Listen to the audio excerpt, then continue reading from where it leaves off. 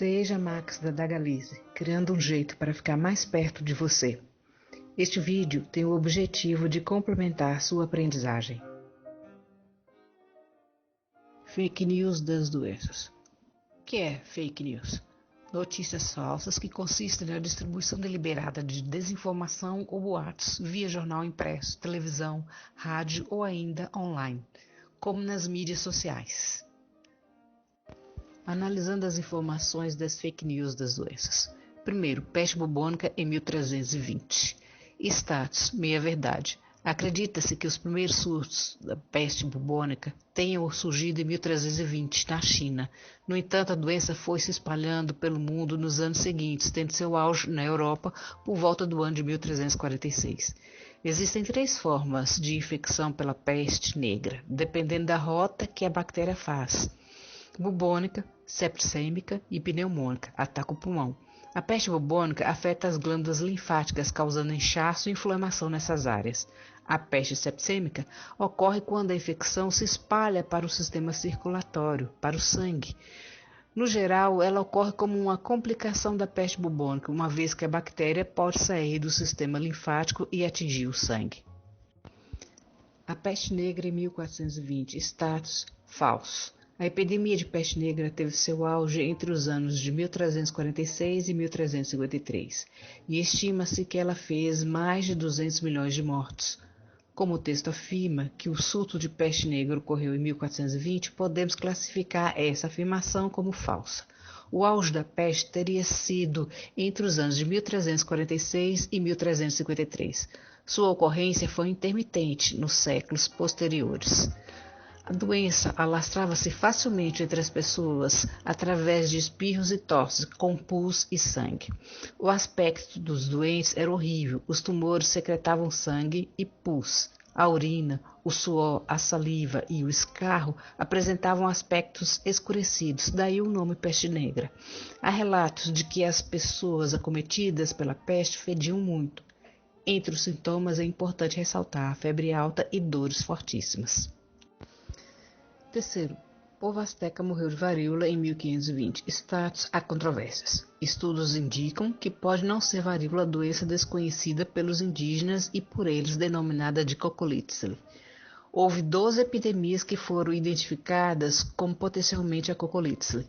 Estudos recentes indicam que ela pode ter sido causada pela Salmonella entérica, pelo menos o surto inicial, sendo as primeiras em 1520, que se supõe varíola e não se espalhou muito como as posteriores, e as posteriores 1545, 1576, 1736 e 1813. A epidemia em 1576 ocorreu após uma seca que se estendeu da Venezuela ao Canadá. Outro fator da epidemia teria sido as reduções, as missões, onde os astecas foram forçados a morar muito próximos entre si e com os animais. Quer se trate de ratos, galinhas, porcos, gado, os animais trazidos da Europa eram vetores potenciais de doenças desconhecidas na América. Desde a Idade Média, os europeus já eram acostumados com esse tipo de salmonela. Portanto, a data pode estar correta, mas a doença pode ser a errada. E o grau de importância histórica recai mais sobre as datas de 1545 e 1576. Segundo nossas análises, elas se destacam por quantidade de mortos, gravidade e dimensão territorial. O surto de 1545 a 1548, matou entre 5 a 15 milhões de pessoas, cerca de 80% da população. E o de 1576 a 1580, entre 2 a 2 milhões e meio de pessoas, 50% da população asteca. Quarta, surto de moléstia contagiosa em 1620, status meia-verdade. O navio Mayflower levava os religiosos ingleses, 41 peregrinos, em novembro de 1620 para uma viagem de 80 dias, quando uma doença contagiosa matou mais da metade da tripulação. Não foi bem uma epidemia de grandes proporções, como o texto dá a entender, mas a data está correta. Quinta, praga de Marselha ou a praga de Provence em 1720. Status, verdade. Conhecida como a Grande Peste de Marselha, Essa epidemia de uma variação da peste negra realmente ocorreu em 1720 e matou cerca de 100 mil pessoas na cidade de Marselha, na França. Tentativas de parar a propagação da praga incluíram uma lei do parlamento de Aix, que incidia na pena de morte para qualquer comunicação entre Marselha e o restante das províncias. Para impor essa separação, uma parede denominada Mur de la Peste foi erguida em torno da fronteira da cidade. Sexto, epidemia de cólera em 1820. Status falso. Deu-se na Ásia, registrada no continente. A primeira pandemia de cólera surgiu no delta do Ganges com o surto em Jessore, na Índia, em 1817, decorrente de arroz contaminado, e foi alastrando-se pelos outros continentes, Europa, América do Norte, em 1829 e 1851. A cólera não teve início na Europa, mas sim na Ásia, daí ser chamada de cólera asiática. Surpreendentemente, a historiografia sobre essa doença temível, causada pelo bacilo víbrio coma, dá maior destaque a seus efeitos sobre as populações europeias do que sobre as asiáticas. Tem-se notícia da primeira aparição epidêmica na Europa em fins do século XII ou no início do XIII. Nessa época, entretanto, outras doenças castigavam mais duramente o continente, como a lepra e a varíola.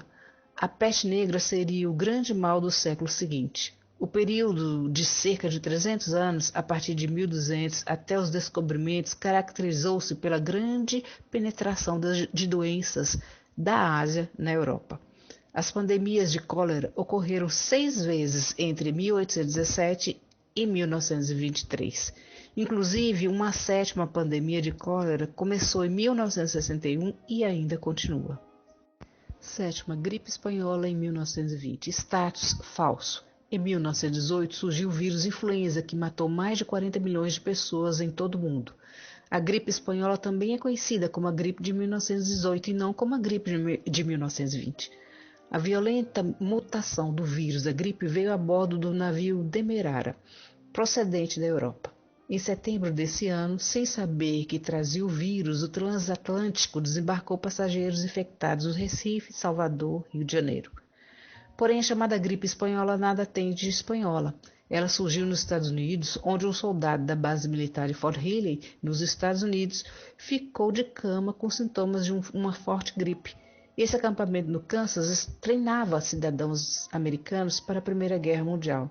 A doença se espalhou rapidamente pelos Estados Unidos e pegou carona com os soldados americanos que embarcaram para a Europa. Por aqui foram cerca de 35 mil óbitos, entre eles o do presidente da época, Rodrigues Alves, 1848-1919. Nos jornais, as páginas eram tomadas por cartas de leitores que indicavam pitadas de tabaco, balas de ervas e tônicos como os remédios para a doença. Além disso, outra recomendação era queimar alfazema ou incenso para limpar o ar, tudo sem comprovação científica. Em São Paulo, particularmente, espalhou-se outro tratamento, uma mistura de cachaça, mel e limão que prometia curar a infecção. A bebida soa familiar? Segundo os especialistas, foi nessa época que surgiu a caipirinha Paixão Nacional. Outro particularmente popular, quando a gripe espanhola atingiu o Brasil, foi a ingestão de sal de quinino, um remédio então usado no tratamento da malária. Mesmo sem comprovação científica de sua eficácia, a substância sumiu das prateleiras e, em certo ponto, passou a ser distribuída para a população. Alguma semelhança com a nossa atualidade? 8ª, coronavírus em 2020. Status, minha verdade. Desde o início de fevereiro, a Organização Mundial da Saúde, OMS, passou a chamar oficialmente a doença causada pelo novo coronavírus de Covid-19. Covid significa coronavírus, disease, doença do coronavírus, enquanto 19 se refere a 2019, quando os primeiros casos em Wuhan, na China, foram divulgados publicamente pelo governo chinês no final de dezembro. A denominação é importante para evitar casos de xenofobia e preconceito, além de confusões com outras doenças. Podemos perceber que os dados contidos são, na maioria, falsos, sem preocupação com a base científica e histórica, especulação montada para assustar e repercutir de forma como se fosse autêntica, misturando dados reais com falsos e omitindo dados que contrariariam sua tese. Nenhum compromisso com a verdade e com a informação de conhecimento para a sociedade. a humanidade foi afetada por outras grandes pandemias, como o caso de surto de ebola na África Ocidental, de 2014, além de várias outras pandemias, como a gripe do frango, de 1997, e a da AIDS, em 1981. Mas um fato interessante é a importância do nome da doença. A identificação nominal da doença deve procurar evitar confusões e discriminações de pessoas locais, animais e denominações similares. Finalizando, é falsa a ideia de que as epidemias ou pandemias de várias doenças ao longo da história aconteçam a cada 100 anos, pois os ciclos são alternados e muitas doenças possuem padrão próprio ou não, de forma a confundir a ciência, exigindo maiores esforços de investigação, estudos, testes e análises.